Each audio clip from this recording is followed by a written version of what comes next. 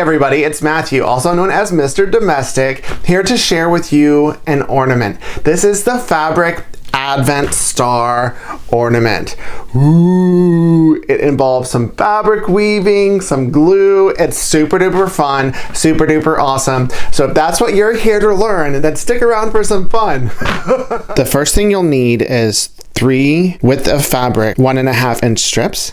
And then you're going to press them toward the center like you would double fold bias tape, and then bring it to the sewing machine once you get the first fold, and then fold it like this to top stitch over one side and then top stitch over the second side. So now that you have your strips all sewn up, you cut them into 5-inch strips, and I'm using 2 colors. So I have 8 of one, these are going to go on the border, and then I have 12 of the middle ones, but you need a total of 20 if you're going to use one color or multiple colors. You need some pins, you need some kind of fabric glue, and then I have my wefty that I'm going to have just in case. I think I can do this without it in case you don't have it, but it'll definitely be a better weave if you have your wefty. So the first thing you'll need to do is put aside 1/2 of the strips, because you're going to be making 2 of these, and I'm going to show you how to make 1. So if you're following what I'm doing, then you'll need 4 of the outside ones. And 1, 2, 3, 4, 5, 6, 7, 8, 9, 10, 11, 12. So 6.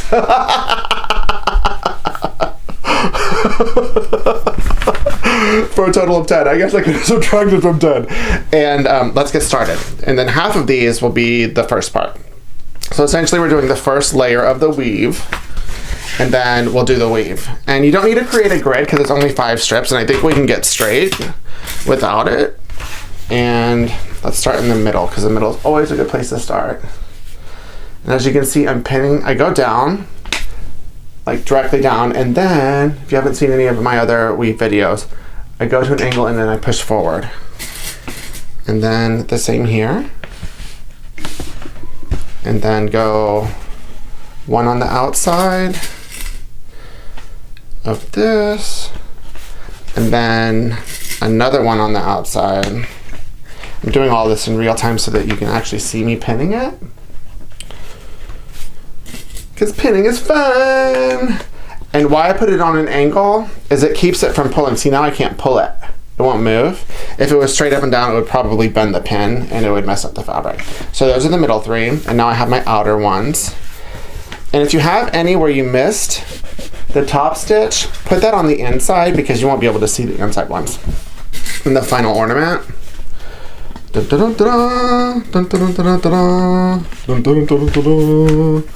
then these are the middle 3, or the middle 5. I can't count today.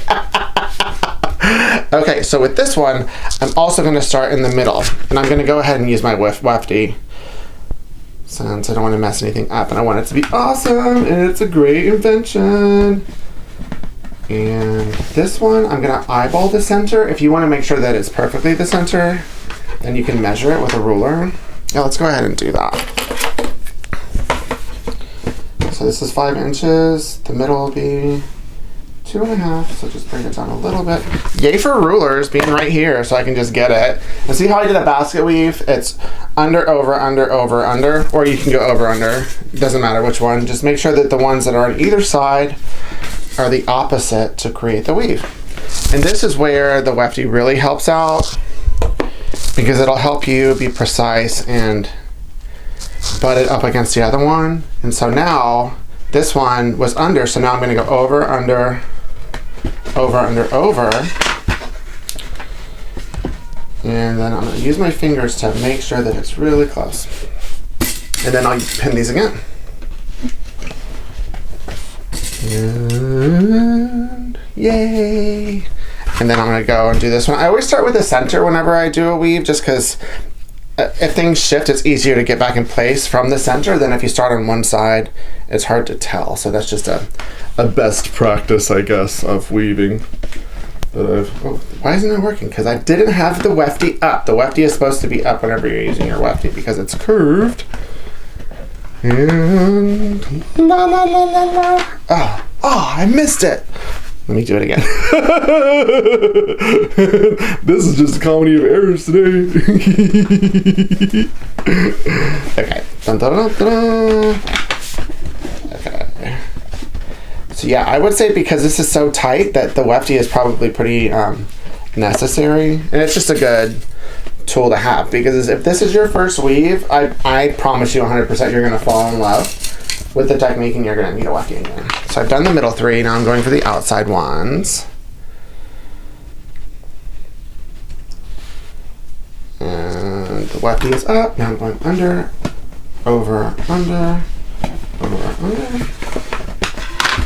And Helena is totally obsessed with pink right now, so that's why I'm making another pink ornament, because every time I ask her, I like to involve her in my design choices whenever I can when she's around. She always says pink and purple. So, so I went with these two prints from Amy Sinaboli's Dollhouse, which is super fun, and Helena's obsessed with it. Okay, so now one more. And then this is the first of two that you'll need to make. So you'll need to make this one and then do this again to make a second one. But I'll just do one in real time for you. So now, this is the grid. Make sure that it's all aligned. And pin this, pin this. Okay. So now what you're gonna do with this is these two, you're creating what I'm calling cannolis, because they look like cannolis to me. But the first thing that you'll need to do before you create the cannoli is get your fabric glue and get it right under here and put some. Like, you're gonna be using fabric glue on this one, on a lot of the intersections on the perimeter. And then I put a pin here, right on the corner, because whenever you curve these, I want that to stay pressed to glue. So I'm going to put this on all four of the corners. And whenever I pull it up to curve it, I'll show you why if it's not making sense to you. And I love this glue. I love Aliens too, but I really love this glue because it's fast. And I'm not going to like let it dry in real time, so don't worry about that. But it's faster than the Aliens, in my opinion, with drying, so I really like it. It's my new one. It's my new go-to. Okay, so now the four are done. Even though these are going in, it's totally fine, because it'll correct itself. So now it's time to create the cannolis. So pull these two out, like this. And now you'll need some clips, so hopefully you have some clips on hand, because you're going to create the cannolis like this. You'll put glue on one side. If you want to make sure that they're all going the same direction, or you can go for it, I probably won't, because I'll mess up somewhere. So I'm just going to say it's random. So see, there's one that I did. I clipped it like that. And then you're also going to do the next one, creating another cannoli. And if you want to put glue here, you can. I'm not going to do it. But since this is your first one, you might want to do it. The more glue, the better, because it'll stay. You want this to be a keepsake ornament, right? That lasts for a long time. So it's kind of like whenever you, I don't know if y'all do this, but whenever I build IKEA furniture, I use wood glue. And that stuff lasts forever. Like, it's not going anywhere once you use wood glue. So it's the same here. You put a bunch of glue in it, it's not going anywhere. So I've made two cannolis here, right? And then now I'm not going to do it in real time. I'll fast forward, but you make another cannoli here, another cannoli here, and another cannoli here. So I'm going to fast forward now.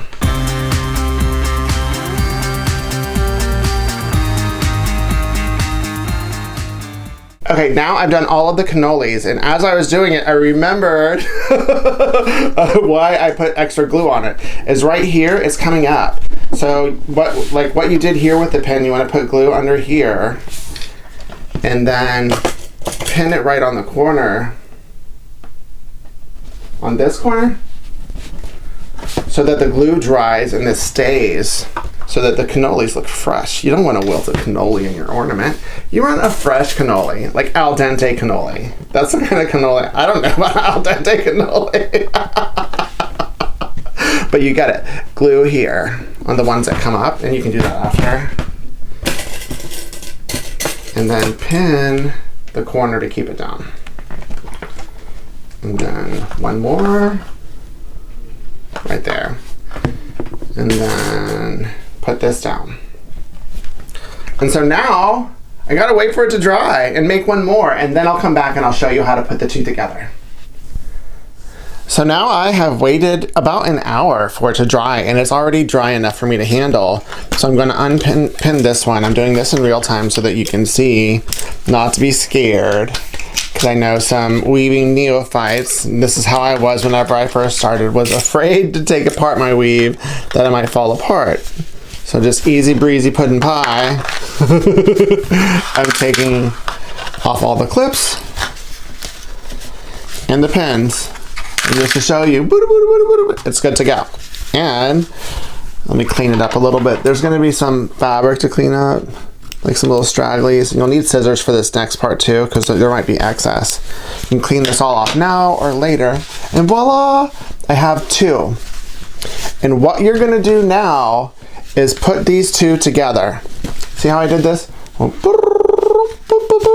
They're like kissing kind of in a weird position. And so I'm going to stick these inside of each cannoli. So each cannoli is going to get one of the straight strips. If you can see what I'm doing. Putting this straight strip inside this cannoli. And pulling this one from the bottom, pulling it up to the top cannoli. Pulling this one, sticking it in the bottom cannoli. So there isn't any of the straight sticks or strips flying around. They're all going to be inside of a cannoli. Make sure that I have them all. And then this is the final straight strip. And this one hasn't made it through both of the cannolis. And now we're good. And so the final gluing that you need to do is glue only the outside one to the strip.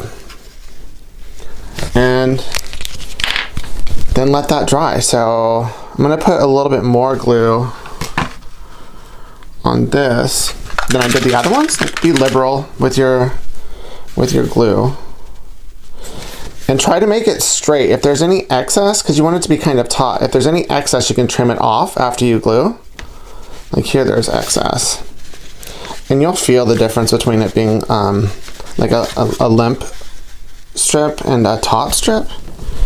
It'll just feel like a firmer ornament once it's taut. So see how there's a little excess here on this one. And I'll clip this one. And I'll do one more in real time just so you can see it moving up. Here's this one. And it's kind of like the bottom are in the natural state, and then pull the strip top. See how there's excess? Let me glue this one. And then clip this one. And then I'm going to fast forward the final 5.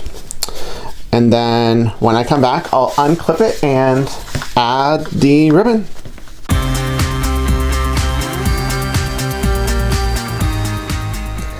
Yay, it's dried. Legit, this glue is like super fast. Now I'm gonna take off all of the clips and trim the excess and then put on the ribbon, and then we're good to go. A lot of this is just waiting for the glue to dry. So if you see any excess, it's gonna peep around, just cut it off. This one pretty much made it. Here's some excess here. I'm essentially just cutting it flush with the point. So it looks clean. And then as you're doing this, look for one that could, it's usually the one that's like the most janky. There's always going to be one that just doesn't look right. And that's the one that you can use at the top, where you put the ribbon, and then no one's going to see that there's a part of it that's not quite right. And I think that I found it. I've just got a couple more to trim. And woohoo! And I know that I'm getting cut happy, so I don't want to overcut. And I think this is the last one besides this one. And then if you have any like fibers or anything left over, then make sure to cut that. And then let's spin this around to see which one. I think that one is the one that I want. So it's a little bit off. And you just take your ribbon. I have 1/8 inch satin ribbon that I'm gonna loop around the straight part, and when I hang it, no one's gonna see where the ribbon is.